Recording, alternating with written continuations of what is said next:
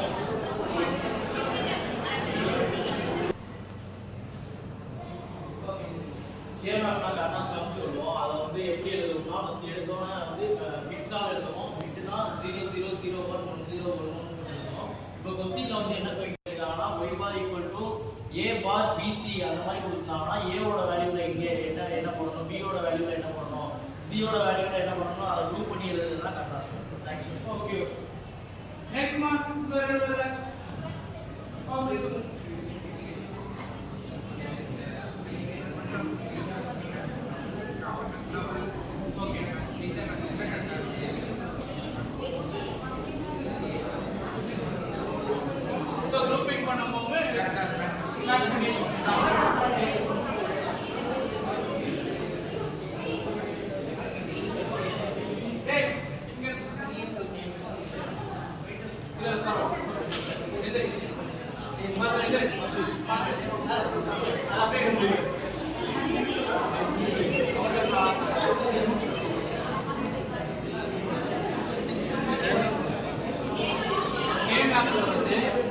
ரெண்டு குரூப் பண்ண முடியுமா, ரெண்டு குரூப் மட்டும் தான் பண்ண முடியுமா, அதுக்கு மல்டிபிள் பண்ண முடியாது.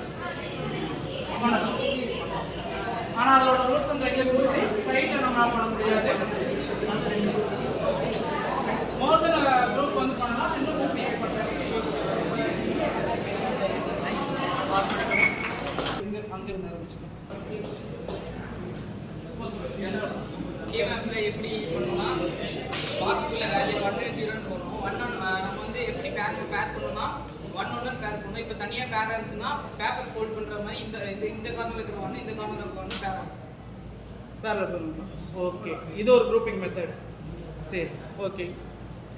இங்க இருந்த மதன் அண்ட் எழில் ரெண்டு பேருமே சொல்லலாம்.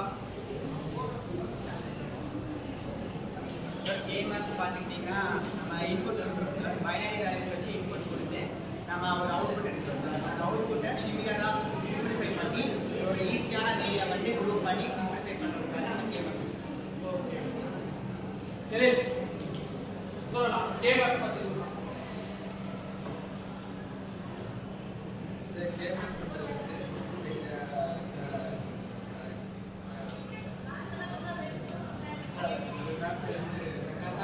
கர்னாஸ் அது வந்து ஓகே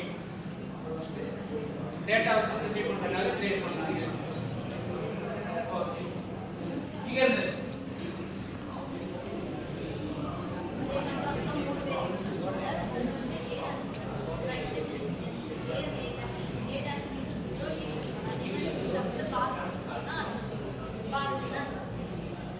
ஓகே இங்க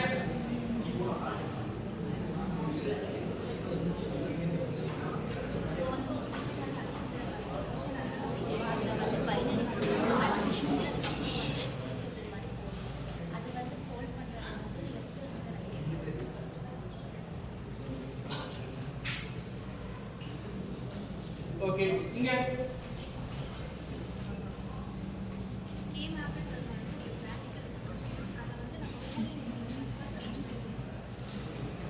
ஓகே ஓகே கேமப் பத்தி எல்லாருமே நல்லா சொன்னீங்க உங்களுக்கு நல்லாவே அண்டர்ஸ்டாண்ட் இருக்குது உங்களோட ஆன்சர்ஸ் கொஞ்சம் நல்லாவே இருந்துச்சு அதாவது கோட்டை சொன்னதாகட்டும் பாசம் சொன்னதாகட்டும் ஏன் எல்லாருமே பாகுபலியிலிருந்து எல்லாருமே சொன்னது நல்லா இருந்துச்சு உங்களோட பெர்ஸ்பெக்டிவ்ல என்னென்ன ஆன்சர் வர முடியுமோ அது ஈஸியாகவே சொல்லிருக்கீங்க குரூப்பிங் மெத்தட் நல்லாவே சொன்னீங்க ஸோ அது ஓகே தான் ஓகே